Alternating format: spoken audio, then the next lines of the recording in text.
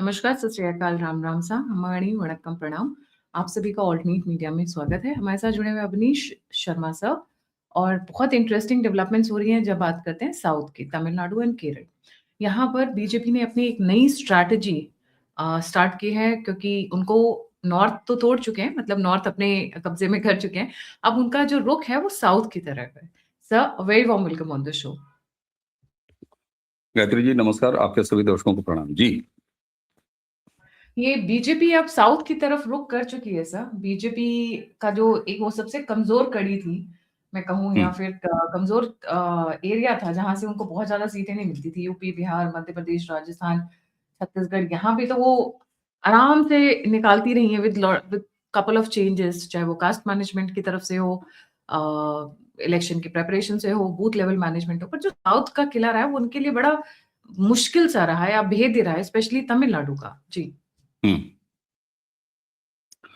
देखिए गायत्री जी, 2014 में जब नरेंद्र मोदी इतने बड़े मैंडेट के साथ और 2019 में उन्होंने और रिपीट किया, तो मैं एक बात तब से लगातार कहता रहा हूं और ये बिल्कुल खरी और हकीकत यही है।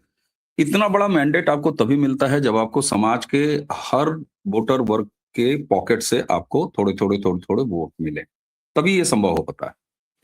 अब आप देखिए, चाहे वो सपा रही हो, अगर मैं यूपी का बोल दूं तो पहले नॉर्थ का कुछ एग्जांपल्स लेते हैं, फिर इन टेम्पलेट्स को ले चल के जरा साउथ के पॉलिटिक्स की तरफ फिट करने की कोशिश करेंगे, तो मुझे लगता है कि दर्शकों को भी एक आइडिया होगा, क्योंकि साउथ की राजनीति के बारे में बहुत ज्यादा बातें नहीं होती, हकीकत यह है।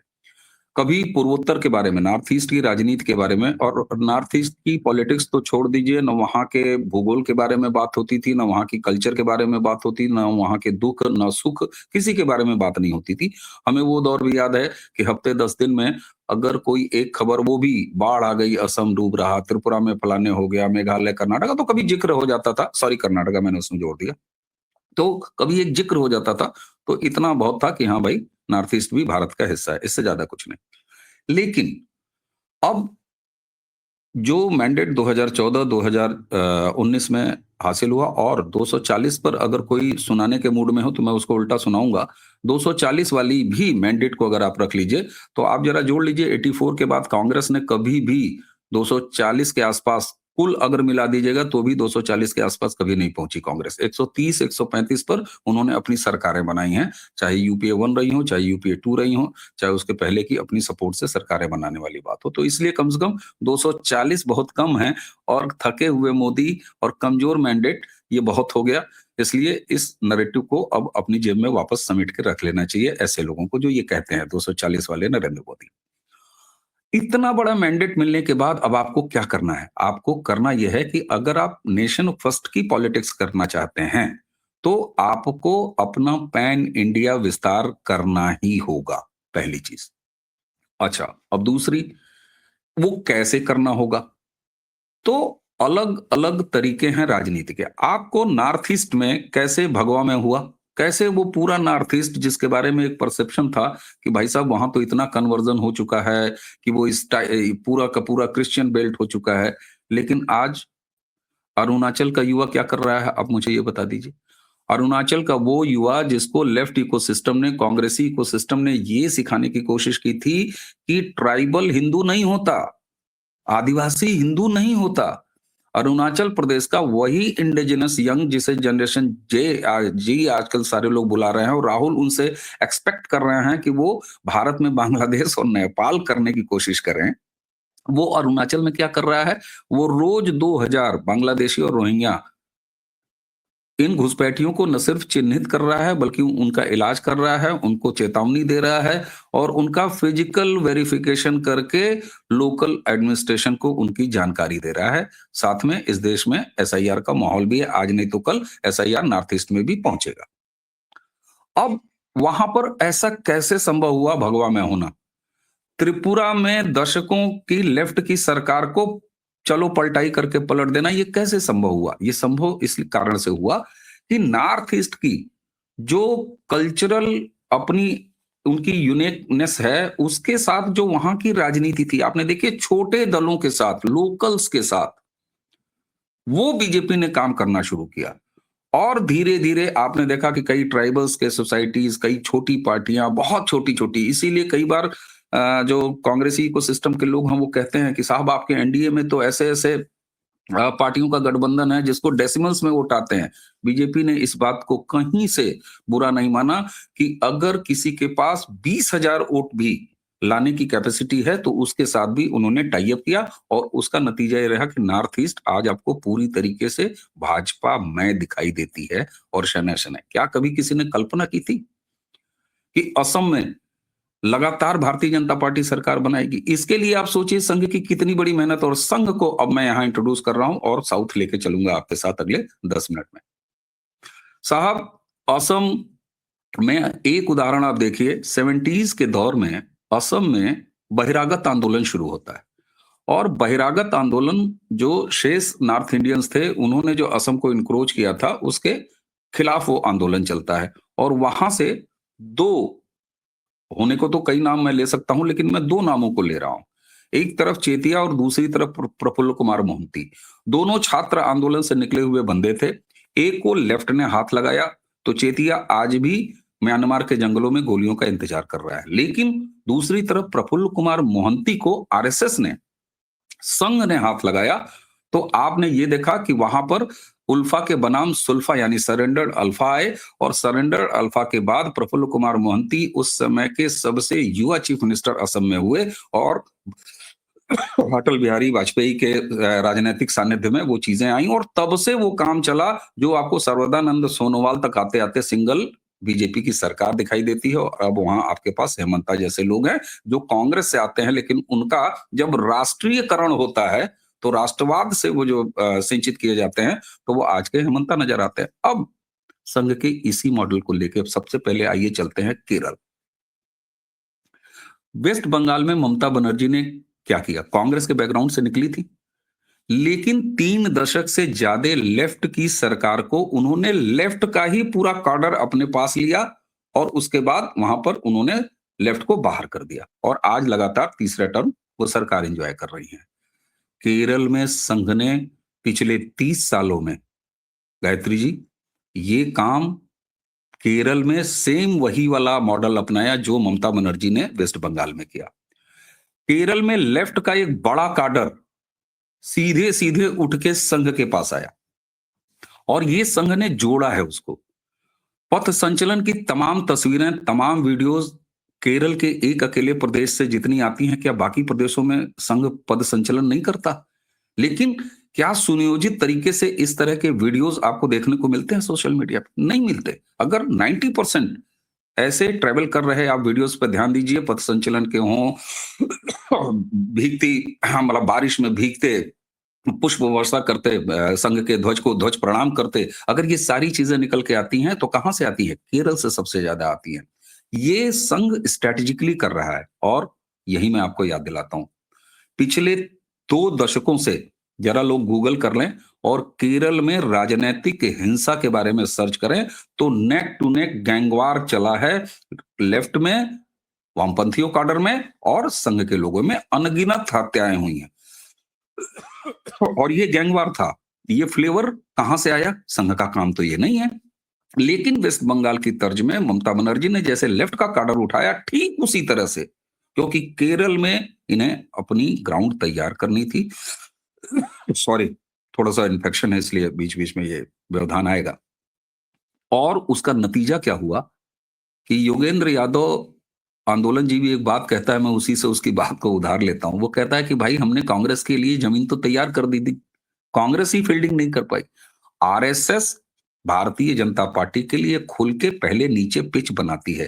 केरल में 30 सालों में आरएसएस ने भाजपा के लिए एक पिच बनाई, और आज मैं आपके दर्शकों को बड़ी विनम्रता से बता रहा हूं, जरा पता करिएगा, जिस तरीके से नॉर्थ इंडिया में पन्ना प्रमुख एक एक बूथ पर भारतीय जनता पार्टी की टोली, काडर, हर एक ब्लॉक में, हर एक पंचायत पे, हर एक निकाय स्तर पर, ये आज इस्टेब्लिश हो चुका है भारतीय जनता पार्टी ने, और संघ ने वो तैयार जमीन भारतीय जनता पार्टी को हाथों में सौंप दी। अभी आप जो तिरुवनंतपुरम और बाकी जगहों में जो चुनावी एक उपलब्धियां देख रहे हैं जो कि अभी नगर निकायों से शुरू हुई हैं, ये उसी 30 साल की मेहनत का परिणाम है। और एक लोग चौंकेंगे, कहते हैं ना कि दुश्मन का दुश्मन अपना मित्र होता है। बहुत सारे लोग ये जानते हैं या उन्हें पता नहीं है, दोनों चीजें एक साथ कह रहा हूं, कि लव जिहाद किसी भगवा संगठन या किसी आरएसएस के लोग या किसी हिंदू संगठन का पैदा किया हुआ शब्द है, नहीं। लव जिहाद नाम का शब्द सबसे पहली बार केरल हाईकोर्ट में, और वह भी क्रिश्चियंस के द्वारा स्पष्ट रूप से इसको प्रतिपादित किया गया, और ये कहा गया कि वहां मुसलमान क्रिश्चियन बहू बेटियों बहनों के साथ बेटियों के साथ लव जिहाद कर रहे हैं, और तब की वहां की सरकार ने बाकायदे ये एफिडेविट दाखिल किया था हाईकोर्ट में, केरला हाईकोर्ट में, और उसमें लव जिहाद का पहला शब्द था। आज स्थिति यही भाजपा और आरएसएस ने अपने फेवर में किया है। क्रिश्चियन सोसाइटी केरला की वो बड़ी संख्या में अब भाजपा के साथ है। कारण, क्योंकि वहां पर उनकी बेटियां, उनकी बच्चियां, उनकी बहनें वो असुरक्षित हैं। किसके हाथों? हार्डकोर इस्लामिस्ट के साथ है। और केरल में मुस्लिम लीग के साथ मिलकर अपनी राजनीति करती है कांग्रेस। तो क्रिश्चियंस जो सोसाइटी है केरला की, उसने अपना होप बिल्कुल लॉस्ट कर दिया है। उन्हें पता है कि कांग्रेस पूरी तरीके से मुस्लिम लीग के साथ चुनाव लड़ते लड़ते लश्कर कांग्रेस बनने की राह पर निकल चुकी है। तो उन्हें कांग्रेस से कोई उम्मीद नहीं है, और इसलिए दुश्मन का दुश्मन अपना भाई, इस रीति पर आरएसएस ने चर्चों के साथ मीटिंग किया है, भाजपा की चर्चेस के साथ मीटिंग चल रही है। और जो नॉर्थ ईस्ट में मॉडल अपनाया था कि छोटे ग्रुप्स हों, भले वो नॉन पॉलिटिकल हों, उनके साथ एलाई करो, उनके साथ बैठ के करो, तो ये संपर्क जो आपको पुराना पिछले 30 साल का, जिसको आरएसएस ने तैयार करके बाद में बीजेपी को दे दिया केरल में, उसका नतीजा आप वहां राजनीति में देख रही हैं। अब चलते हैं जरा तमिलनाडु, अगर 5 मिनट में। तमिलनाडु की स्थिति केरल से बिल्कुल अलग है। तमिलनाडु में हम सबको पता है कि द्रविड़ वर्सेस दूसरा तीसरा 50 के दशक में भाषा की राजनीति, वो भी एक अलग तरीके की नेगेटिव राजनीति है, जिसमें हिंदी वर्सेस तमिल। इसी के साथ वहां पर एक बड़ी ऐसी सोसाइटी है जो व्यक्तिवादी है, और ज्यादातर जो दक्षिण का आप राजनीति देखेंगे वो व्यक्ति आधारित। जैसे ये नरेंद्र मोदी के आने के बाद विपक्षी जो है वो गुलामी मानसिकता में जीने वाले, जो उन्होंने परिवारों की गुलामी की है, वो भक्त शब्द का, अंधभक्त शब्द का इस्तेमाल करते हैं। मैं आपको बताऊं, जब मैं 80s में पहली बार गया चेन्नई, तो मरीना बीच से थोड़ा पहले अचानक जयललिता का एक इतना बड़ा कटआउट लगा हुआ था कि गायत्री जी, मैं ऐसे करके देखना शुरू किया और मेरा सर बिल्कुल आसमान की तरफ, वो कटआउट खत्म ही नहीं हो रहा था। इतनी व्यक्तिवादी राजनीति। आपने देखा होगा कि वहां पर नेताओं के मरने पर लोग आत्महत्याएं करते हैं, मंदिर बनाते हैं, देवता की तरफ पूजते हैं, चाहे वो करुणानिधि की फैमिली हो, चाहे आप पुराने जितने भी देख लीजिए। तो वहां की राजनीति बिल्कुल अलग राजनीति है। लेकिन ये भी सही बात है कि वही साउथ, और खासतौर से तमिलनाडु, सनातन संस्कृति को अभी भी अपने दैनिक दिनचर्या में सबसे ज्यादा अपनाते हुए और सबसे ज्यादा निभाते हुए दिखता है। चाहे वो मंदिर हो, चाहे मंदिरों के ड्रेस कोड हो, चाहे वहां के रिचुअल्स हो, चाहे वहां की वेयरिंग हो, चाहे वहां का बाकी कल्चर हो, आप लगातार दे। लेकिन फिर भी कथित रूप से हिंदूवादी राजनीति करने वाली, सनातन राजनीति का प्रश्रय देने वाली भाजपा वहां पर क्यों नहीं एंट्री पाती? कारण यह है कि वहां का समाज वो अलग अलग जातियों में इतना बुरी तरह बटा हुआ है, इसकी वजह से अलग अलग सेक्ट और अलग अलग संप्रदाय वहां पे, उसको तोड़ने के काम में आरएसएस लगी हुई है। और उसने आंशिक, मैं अभी आंशिक कह रहा हूं, आंशिक सफलता वहां हासिल करनी शुरू हुई। कैसे? बिल्कुल फ्लेक्सिबल स्ट्रेटजी। इसके लिए एक उदाहरण मैं दे रहा हूं, उसके बाद लोगों को बड़े आराम से ये बात समझ में आएगी। महबूबा मुफ्ती के साथ जब एलआई में गए बीजेपी जम्मू कश्मीर में, तमाम सारे नेशनलिस्टों को लगा अरे ये क्या कर दिया, ये क्या कर दिया। लेकिन मैंने तब एक बात कही थी कि अपने विरोधी का दिल जीतना हो या उसका सीना चीर देना हो, इन दोनों ही स्थितियों में आपके हाथों की पहुंच उसके सीने तक होनी चाहिए। और जब महबूबा मुफ्ती के साथ एलाई करके बीजेपी ने वहां के सिस्टम में अपना घुसना इंश्योर किया, तो उस फिल्म की भी याद कीजिए कि किस तरीके से सिस्टम के अंदर रह के जब आप सरकार का हिस्सा होंगे तब आपकी आपके हाथ सरकारी फाइलों तक पहुंचेगी, आपके हाथ वहां तक पहुंचेंगे कि जहां से 370 समाप्त करने के आपके रास्ते खुलेंगे। मैं फिल्म की बात नहीं बता रहा हूं, फिल्म सबको याद होगी, वो फैक्ट है। ठीक यही तरीका तमिलनाडु में एक बार फिर जमीन पर इंप्लीमेंट कर रही है भाजपा। कैसे? वो एक साथ एआईडीएमके और डीएमके दोनों से संपर्क में है, मैं आपको बताऊं। वो लोग यहाँ चौंकेंगे कि सनातन को डेंगू मलेरिया कहने वाली पार्टी के साथ भी संपर्क में है। जी हाँ, इसीलिए आपने देखा होगा कि एआईडीएमके के साथ जो इनका एक परंपरागत पुराना पार्टनरशिप रही है, उसमें बीच में खटास भी आई है। दोनों ने अलग-अलग चुनाव भी लड़े हैं। कारण ये बीजेपी सभी ऑप्शन एक्सप्लोर कर रही है और खुला रख रही है। और तो और ये जो उसका नाम क्या है, विजयन या विजय फिल्म एक्टर ना? एक्टर अगर विजय, विजय एक्टर, जोसेफ। हाँ, यस। तो विजय के साथ भी, जबकि विजय पॉलिटिकली पब्लिकली कहता है कि हम बीजेपी के साथ कभी नहीं जाएंगे, लेकिन उसके साथ भी बीजेपी की बात चल रही है। और जैसे नॉन पॉलिटिकल जो ऑर्गेनाइजेशंस हैं, क्यों? क्योंकि तमिलनाडु में, जैसे यहाँ पर केरल में मैंने आपको बताया कि चर्चेस से बात हो रही है, इस तरह के ग्रुप से बात हो रही है या संपर्क में है, उनको भी साधा गया है। तो तमिलनाडु में दूसरे तरह के हैं। तमिलनाडु में मंदिरों के पास अभी भी बहुत से ऐसे नेटवर्क हैं जिनसे एक बड़ा समाज जुड़ा हुआ है और रूटीन में अपने जुड़ा हुआ है। उनसे बात हो रही है। वहां बीजेपी और आरएसएस मिलकर काम कर रहे हैं।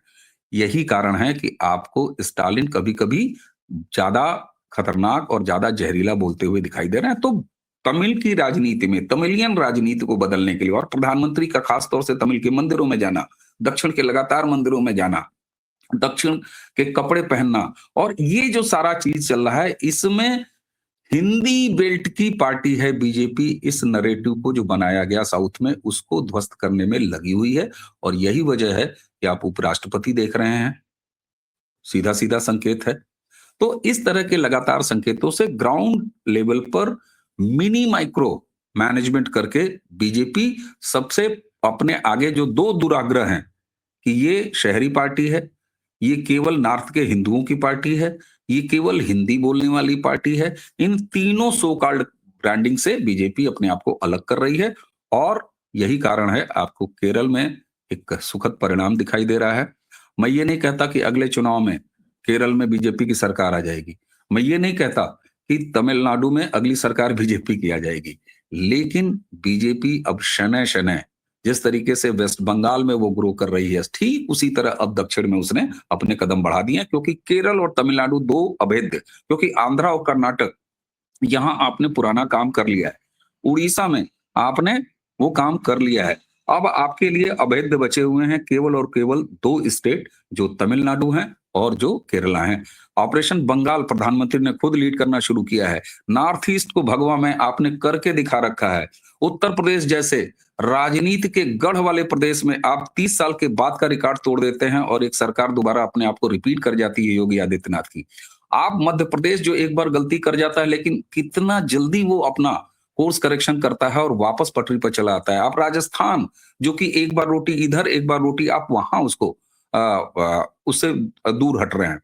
आप याद कीजिए, उत्तराखंड बनाने वाली भाजपा उत्तराखंड में किस तरीके से सरकार से बाहर रही, लेकिन इन्हीं धामी को धीरे धीरे नरिश किया और मजबूत किया। और आज आप देख रहे हैं कि वहां भी एक दूसरे तरह की राजनीतिक धारा हो गई है।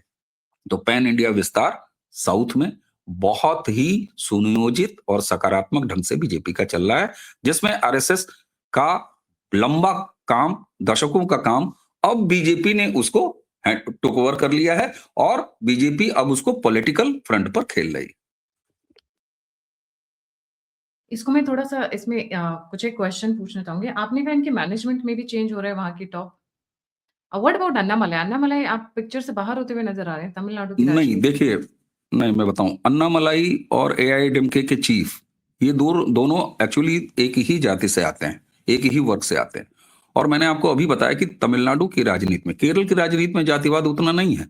वहां पर संप्रदाय, मतलब वहां पर मजहब और धर्म वाला मामला है।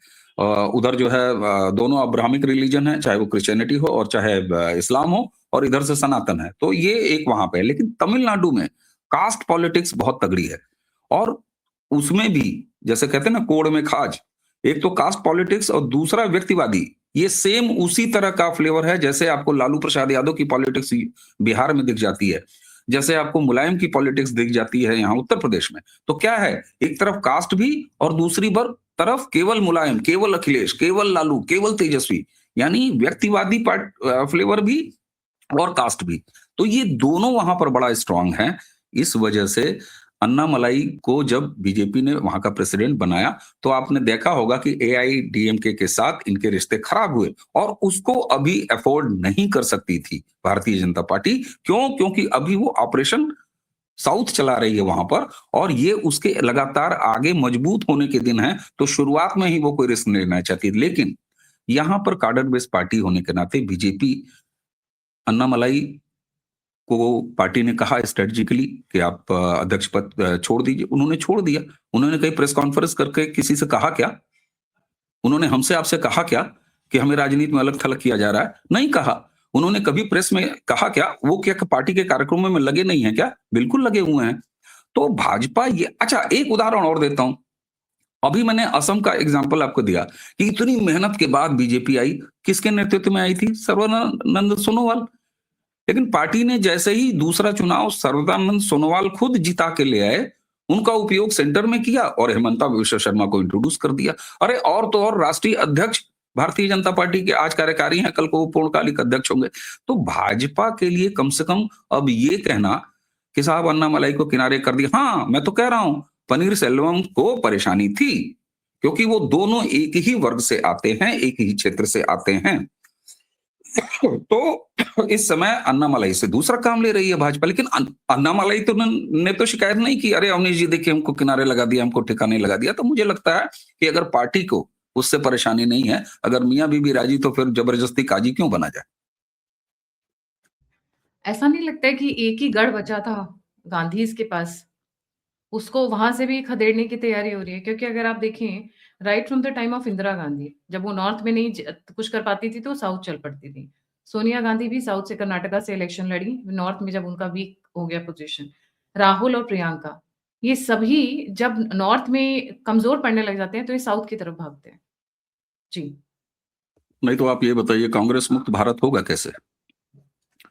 जब आप दिल्ली अंग्रेजों से आप मुक्ति तभी पाएंगी जब दिल्ली और उनके गर्मी वाली राजधानी शिमला दोनों को ध्वस्त करेंगी। बड़ी साफ सी बात। और वो कांग्रेस जो भाषा की हेट्रेट वाली पॉलिटिक्स करती है, वो राहुल गांधी जो ये कहते हैं कि साउथ के लोग सुपीरियर होते हैं, नॉर्थ के लोग इंफीरियर होते हैं,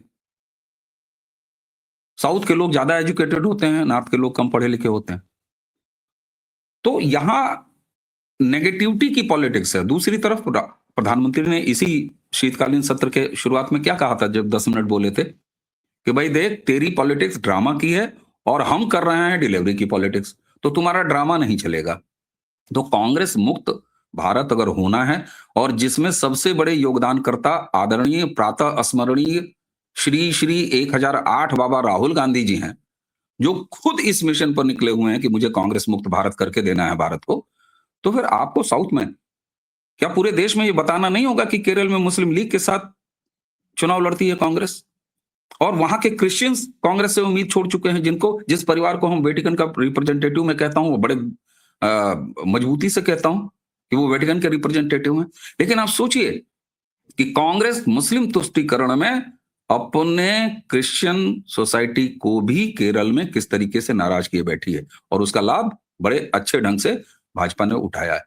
तो निश्चित तौर पर कांग्रेस को तो हर जगह से दौड़ा दौड़ा के करना हो, अगर अंडमान में भी बची हो और लेह लद्दाख में भी बची हो, और मैं तो कहता हूं अगर सियाचिन में भी कोई कांग्रेस का कार्यकर्ता हो तो उसके पीछे भी बीजेपी को काम करना चाहिए।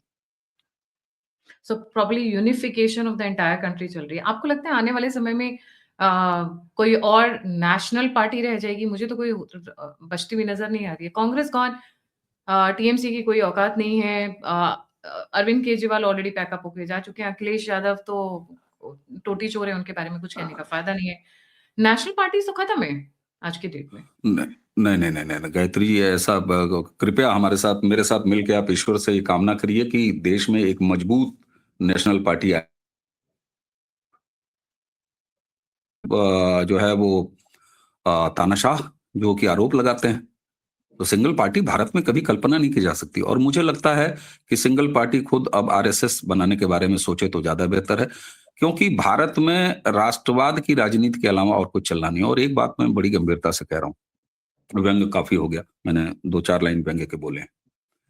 एक बात मैं बड़ी गंभीरता से कह रहा हूँ, दरअसल कांग्रेस लगातार इतनी नेगेटिव क्यों हो रही है, और मोदी विरोध करते करते वो भारत के विरोध में क्यों आई है?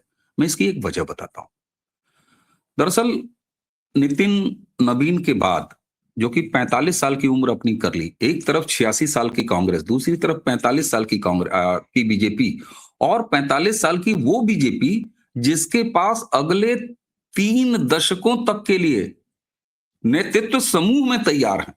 नरेंद्र मोदी आज वर्तमान है, आपको योगी आदित्यनाथ दिखाई देते हैं, आपको पुष्कर सिंह धामी दिखाई देते हैं, आपको हेमंता विश्व शर्मा दिखाई देते हैं, आपको ऐसे दर्जनों नाम मैं कह रहा हूं, वो सेकंड काडर में दिखाई देते हैं। आप तीसरी पीढ़ी देखिए, तो नितिन नवीन को 45 साल के अध्यक्ष बना के बीजेपी ने अगले 35 साल के बाद का काडर बनाने का जिम्मा सौंपा है। आप सोचिए, 30-32 साल तो उसके पास नो वैकेंसी है। ऐसे में एक जो ऐसा मैं फुटप्रिंट देख रहा हूं, जिसमें जिस फुटप्रिंट पर चलते हुए 60 से 65 साल कांग्रेस ने राज किया है, उसी तरह से अब ये सत्ता, मैं तो अमित शाह जी से असहमति दर्ज कराता हूं। हालांकि वो गलत साबित हुए हैं, बिहार में 160 का टारगेट दिए तो बिहार ने 200 से ऊपर दे दिया, तो वो कई बार अब मोटा भाई जो है गलत भी साबित हो रहे हैं, है ना, ये मजाक की बात है। लेकिन इसी संसद में अमित शाह ने ठोंक के बोला था कि 50 साल राज करेंगे। अमित शाह जी, 50 साल नहीं, मैं अब भाजपा और राष्ट्रवादी राजनीति के अगले कम से कम 6 दशक लगातार सत्ता का एक फुटप्रिंट देख रहा हूं। कांग्रेस और उसके विदेशी और देशी आका इसलिए कांप रहे हैं, मैं आपको बता रहा हूं। क्यों? क्योंकि इनके पास विजन भी है, भारत के पास अब शत्रुबोध भी है, और मतदाता सूची का पैन इंडिया शुद्धिकरण और पवित्रीकरण भी है। ये सारी चीजें जब आगे, और राष्ट्र प्रथम की राजनीति भी है, तो कांग्रेस यहां लगातार रहे, मेरी कामना है। करोड़, 2 करोड़, 3 करोड़ वोट वो पाते रहें। इसी तरह इंडी भिंडी बैगन अलायंस वो बनाते रहें, क्योंकि हमें नरेंद्र मोदी जी को वाकई इनके आरोप के हिसाब से तानाशाह भी होते हुए नहीं देखना है, वरना तो गड़बड़ हो जाएगा। हम ही लोग कहेंगे कि नहीं साहब, सिंगल पार्टी बड़ी खराब चीज है। तो इसलिए कांग्रेस मुक्त भारत का भी एक नया फ्लेवर है। वो कहते हैं ना कि आप होते हुए भी नहीं होते हैं, तू मेरे सामने है और फिर दिखाई भी नहीं दे रहा है। तो उस निर्वाण की स्थिति तक कांग्रेस को पहुंचाना है, और मुझे लगता है कि नरेंद्र मोदी जी और भाजपा और संघ की जो परिकल्पना है कांग्रेस मुक्त भारत की, वो यही है कि यहां बनाए रखो, हर सीट पर उनका एक कैंडिडेट लड़े भी, लेकिन जमानतें जब्त कराते हुए लड़े, और इस तरीके से वो भारत का एक समर्थ विपक्ष बन के भी रहे, जो कि असमर्थ हो कुछ भी करने में। जी। तो नॉर्थ में बम्पर जीत के बाद बीजेपी की स्ट्रैटेजी साउथ के लिए बदल रही है, साउथ की तरफ रुझान कर चुके हैं मोदी जी और Shah ji. Cadre management, team management, party management में भी बहुत सारे बदलाव हो रहे हैं। आगे आने वाले समय में बहुत सारी रोमांचक बदलाव देखने को मिलेंगे, बहुत सारी चेंजेस देखने को मिलेंगे। एंड मुझे सबसे ज्यादा खुशी होगी जब केरला और तमिलनाडु में बहुत बड़े चेंजेस आएंगे। तमिलनाडु से भी ज्यादा मुझे खतरनाक लगता है आज के डेट में केरला, बिकॉज केरला में जिस तरीके से आरएसएस के वर्कर्स की हत्या की गई है पिछले कुछ सालों में, वो उनका जो सैक्रिफाइस है, जो उनका जो उन्होंने कुर्बानियां दी हैं, वो अनमैच्ड है, just to keep the things alive. जी, बिल्कुल। Thank you so much sir for joining. जाने से पहले व्यूअर से रिक्वेस्ट है, please don't forget to like, subscribe and share the alternate media. अगर आप मेरी मदद करना चाहते हैं तो नंबर और यूपीआई स्क्रीन के ऊपर है। आप मुझे फीडबैक देना चाहते हैं, जुड़ना चाहते हैं, इन्फॉर्मेशन शेयर करना चाहते हैं, तो सभी के सभी लिंक्स डिस्क्रिप्शन बॉक्स में। अवनीश का चैनल है प्रारंभ, please do like, subscribe and share his channel also. इसी के साथ जय हिंद, जय श्री राम, हर हर महादेव। जय जय श्री राम।